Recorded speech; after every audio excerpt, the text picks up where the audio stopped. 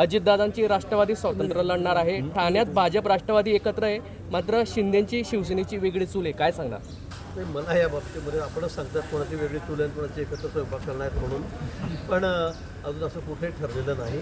पण आम्ही आधीच घोषणा केलेली आहे सर्व तिघी नेत्यांनी की बाबा आम्ही महायुतीमध्येच लढू. काही फार अपवादात्मक परिस्थिती आहे, कुठे काही अडचण असेल तर मग त्यासाठी विचार केला जाईल, पण आमची भूमिका हीच आहे की आम्हाला महायुतीमध्ये लढायचं आहे. तर शासनाचे प्रतिनिधी त्यांच्यापर्यंत अद्याप पोहोचले. दीपक बोराडे हे जवळपास 11 दिवस झाले उपोषणाला त्या ठिकाणी बसलेले आहेत.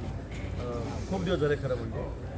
आम्ही संपर्कात आहोत. मी स्वतः 2-3दा त्याच्याशी फोनवर बोललो आहे. कालही माझं बोलणं झालं आहे आणि मला असं वाटतं की मला मुख्यमंत्री महोदय थोड्याच वेळामध्ये साहेब इथून धुळ्याला जातील. त्यामुळे धुळ्याचा कार्यक्रम आवश्यक होता, जरुरी होतं, पण तो कार्यक्रम सोडून मी आता जालन्याला निघालेलो आहे. मी त्यांचीच भेट घेणार आहे, त्यांना विनंती करणार उपोषण सोडण्याबाबत. यांचं सरकार येतं आहे, आता भाजपचं केंद्रात बहुमत नाही आहे. आताचे सरकार राहुल गांधीचे आले असते तर मतचोरीमुळे शक्य झालं असतं. कोण म्हटलं? संजय राऊत. जाऊ दे होते म्हणजे काय बोलायचं त्याच्यातून काय बोलावं? त्या माणसाला काहीच काम नाही, सकाळपासून काहीतरी बोलत राहतात, अवास्तव बोलत राहतात. त्यांना बोलू द्या, त्यांच्याकडे कोणी आता काही लक्ष देत नाही, कोणी फार त्यांना सिरियसही घेत. आज उद्धव ठाकरेंनी परत पत्रकार परिषद घेतलेली आहे. शेतकऱ्यांच्या नुकसानासंदर्भात शासनाने संवेदनशीलपणे विचार करावा आणि नुकसान भरपाई द्यावी, शक्य असल्यास कर्जमाफीची हीच वेळ असल्याचं देखील त्यांनी म्हटलेलं आहे. आज जोडून विनंती केली त्यांनी मुख्यमंत्र्यांना. बरोबर आहे, आता त्यांना ते बरोबर नाटकं जमतील बरोबर सगळे. 2.5 वर्ष आपण सरकारमध्ये असताना आपण काय काय पराक्रम केले तर आपण आपल्या लोकांनी हे माहीत आहे. आपण ज्यावेळेला जशा भागामध्ये पाणी दौरा केला त्यावेळेला आपण रेड कार्पेट म्हणजे गाडीच्या खाली उतरल्याबरोबर कार्पेट, चिखलात पाय भरायला नको, पाण्यात पाय भरायला नको, साहेबांचे बूट ओले व्हायला नको, म्हणून आपण काय काय केलं हे आता दिसतंय सगळं समोर.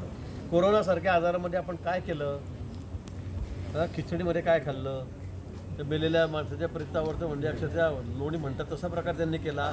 त्या प्रेत गुंडाच्या बॅगमध्ये किती मोठा भ्रष्टाचार झाला हे सगळं लोकांसमोर आहे ना.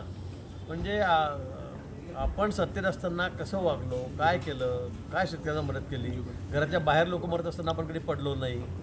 आणि आता तुम्हाला कसं काय पुतण मावशीचं प्रेम आहे. आता हात जोडून पाया पडून पाया पडतील ते कारण सगळे नाटक आहेत. पंचनामे न करता सरसकट मदत जाहीर करावी अशी मागणी शेतकऱ्यांची आहे. मला वाटतं या बाबतीमध्ये माननीय मुख्यमंत्री मोदी निर्णय घेतील. त्यांना तो अधिकार आहे, कॅबिनेटला तो अधिकार आहे. पण मी पुन्हा सांगेल की शेतकऱ्यांच्या पाठीशी सरकार खंबीरपणे उभं आहे, कारण यावेळेला शेतकरी खूप मोठ्या अडचणीमध्ये आहे. त्याची आम्हाला सर्वांना कल्पना आहे, सरकारला कल्पना आहे आणि म्हणून आमचा शेतकऱ्यांकडे पाहण्याचा दृष्टिकोन अतिशय पॉझिटिव्ह आहे. निश्चित चांगलीच मदत शेतकऱ्यांना या ठिकाणी केली. मुंबई महानगरपालिकेत महायुती पंजाब राज्यामध्ये अतिवृष्टी झाली, तिकडे शेतकऱ्यांना प्रति हेक्टरी 50,000पेक्षा जास्त मदत मिळाली. आपल्याकडे जी मदत जाहीर करण्यात आलेली आहे ती तुटपुंजी वाटते का? आपल्याकडे नुकसान बरंचसं झालेलं आहे, शेती खरडून निघालेली आहे. मला माहीत नाही पंजाबला काय नुकसान भरपाई दिली वगैरे, मी निश्चित आपण सांगता म्हणून मी त्याची माहिती घेईल. पण या बाबतीत मी पुन्हा सांगेल की सरकार अतिशय पॉझिटिव्ह आहे. शेतकरी अतिशय म्हणजे मेथ्याकूट झालेला आहे, खूप परेशान आहे यावेळेला. जमिनी खरडून होऊन गेलेल्या आहेत. दर्याचे प्रवाह मी पाहिले, आपण बघितलं 5 दिवस मी 4 दिवस 5 दिवस मी पूर्ण दौऱ्यावरच होतो आणि नदीचे प्रवाह 2-2, 3-3 किलोमीटर बदलून गेलेले आहेत. सगळ्या शेत्या वाहून गेलेल्या आहेत. खूप मोठ्या अडचणीमध्ये शेतकरी आहेत. पिकांचं नुकसान आहेत, पण जमिनीच राहिलेल्या नाही असे अनेक शेतकरी आहेत. त्यामुळे मला वाटतं शासन त्याचा सकारात्मक निर्णय करेल आणि चांगली मदत त्यांना येईल. कर्जमाफीचा मुद्दा चर्चेत येतोय भाऊ. शेतकऱ्यांचं नुकसान झालं त्यामुळे सरसकट मदत करावी, कर्जमाफी करावी अशी मागणी आग्रही. कर्जमाफी संदर्भात निर्णय पंचनामे सुरू आहेत.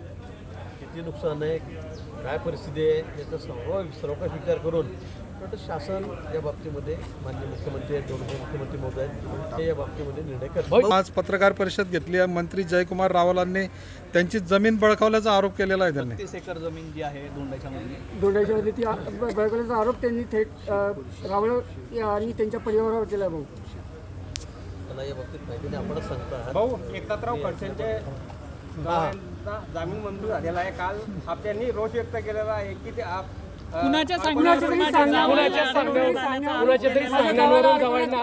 त्यांनी आरोप केला. एकच जण बोला रे. साहेबांचं तर खरं तेवढं कौतुक करावं तेवढं कमीच आहे.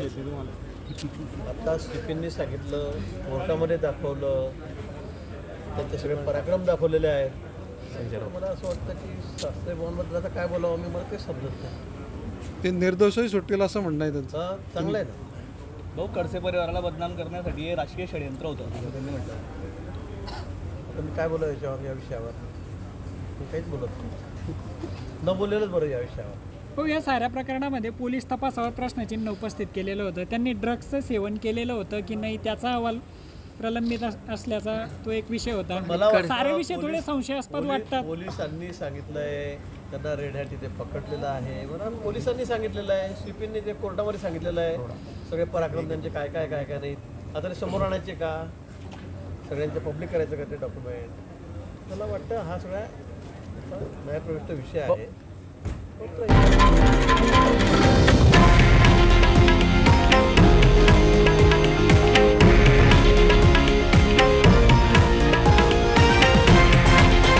हे आहे देशातील नंबर 1 न्यूज नेटवर्क आणि आपण पाहत आहात TV9 मराठी, एकमेव.